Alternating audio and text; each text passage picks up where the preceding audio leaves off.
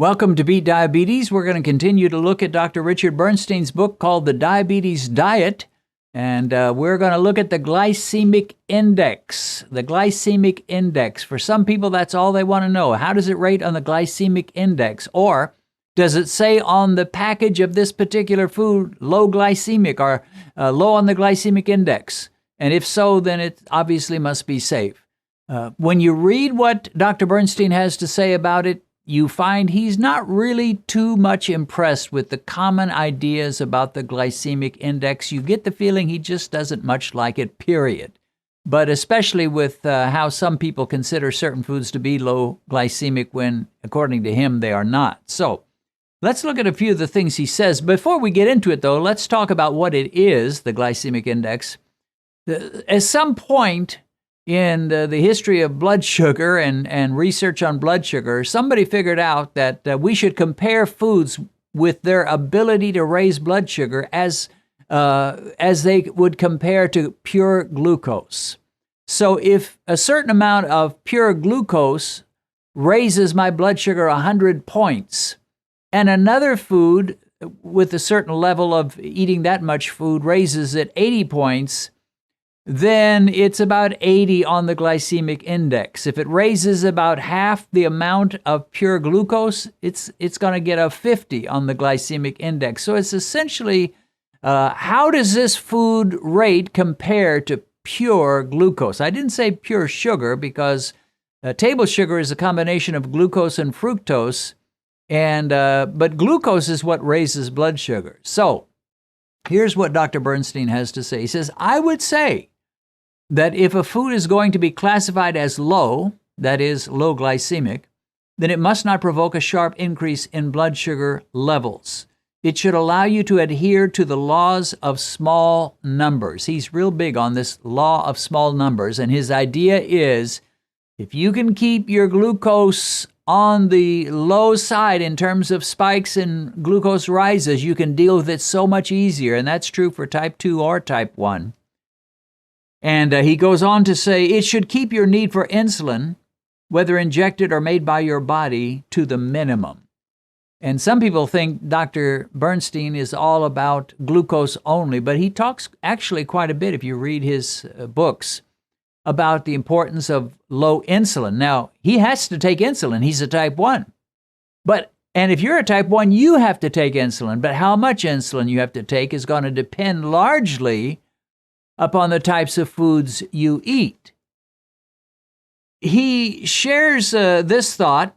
A lot of well-meaning dietitians and diabetes educators now use the glycemic index to recommend foods that are low. In other words, I don't really think they're that low on the glycemic index. But he says in reality are completely inappropriate in a sensible blood sugar normalization regimen. So what he's saying is people are going to lie to you. Maybe they don't mean to lie. Maybe they think they're telling you the honest truth about it. But they're going to recommend foods that are utterly inappropriate. And then he uses those powerful words. Let me get it right here. In a blood sugar normalization regimen. A blood sugar normalization. To me, that's where Dr. Bernstein is all about. That's what he's all about.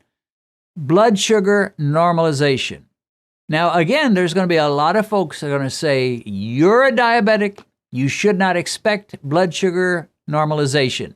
You should not expect to have normal glucose levels. You're not normal anymore. You're a diabetic. And once you become a diabetic, you'll always be one. And you'll never be able to have normal blood sugar. And Dr. Bernstein says, that's a lie. And he shows you by his own life as a type 1 that he can have normal glucose. In fact, in my opinion, he has better than normal. He has around an average of an 85 milligrams per deciliter blood sugar all day long, essentially, and an average of about 4.3, 4.4 A1C. And he's had that for years and years and years. So he's not impressed with the glycemic index. And one of the reasons is because a lot of people say if you've got a glycemic index of 55, if a food has a glycemic index of around 55, then that's low glycemic, meaning it's safe, it's good, it's perfect for diabetics. Well, 55 means you're getting about 55% of the glucose rise you would get as if you ate pure glucose. So he's like, that's not good enough. And we want very gentle glucose rises. He says the carbohydrate foods I recommend in the ensuing pages, salads and selected vegetables, typically have a glycemic index less than a quarter of that low threshold that he mentioned above, which is 55 or lower. He's like, I want mine to have a glycemic index of around 11. But the truth is, he doesn't worry so much about the official glycemic index. What he does is check his blood sugar and decide how much of a glucose rise will this food or this meal give me. Now, he's coming at it from a type 1 perspective. I come at it from a type 2 or a potential type 2 perspective. And what I say is, forget about the glycemic index. It's just going to lead you astray. Go with the Mike index.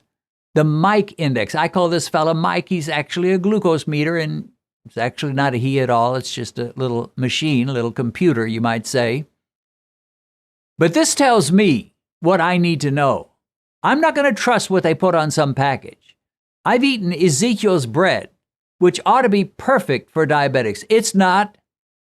And the Ezekiel bread I ate boasted proudly of being low glycemic, but it raised my blood sugar way too high. How do I know that? Mike told me. So if you've got your package on your food that says low glycemic, but Mike, the glucose meter, says, it's not doing you any good. It's raising you up too much. Well, who are you going to trust? Your package on your food or your little handy-dandy neighborhood glucose meter? And the answer is you better trust Mike. Mike, the meter. So a lot of people would say Dr. Bernstein is just too strict. He's fanatically strict. He wants normal blood sugar.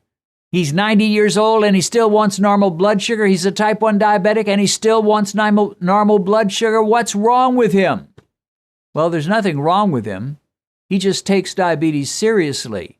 And because he takes it seriously, he's lived in a state of good health and freedom from diabetic complications for decades. Not for a year or two, for decades. Ultimately, you're going to have to decide how strict you want to be. I mean, that's the ultimate question, right? You know what you need to do. You need to cut the carbohydrate out of, lower it significantly. How strict are you going to be? How strict do you need to be? You've got to answer that. I'm not going to have to deal with your diabetic complications. And your doctor or your nutritionist, they're not going to have to deal with those complications, or your shortened life, or your kidney failure, or your blind eyes. They're not going to have to deal with any of that. You will have to deal with it. So to answer the question, how strict should you be? Well, how much do you value your health, your life, your longevity? And my answer would be, probably if you're going to err on the side of strictness rather than be all loosey-goosey and it's like, well, that package of bagels says low glycemic, so it's good for me. Maybe not. If you followed our ministry and YouTube channels very long, you know that we're involved in many different missions and ministries. We sponsor our popular African Jesus Conference, which is a video series of 20 different video Bible studies and teachings to train African ministers about the paramount importance of teaching and preaching Jesus, as well as personally abiding in Jesus. Benedict and I create YouTube videos of our Bible studies, and we also produce audio podcasts of these studies. I teach a weekly video devotional on all kinds of Bible topics. We sponsor free medical clinics in Africa, along with providing needed food and clothes for African widows and orphans. We need your help. Please consider donating through our link in the description below this video.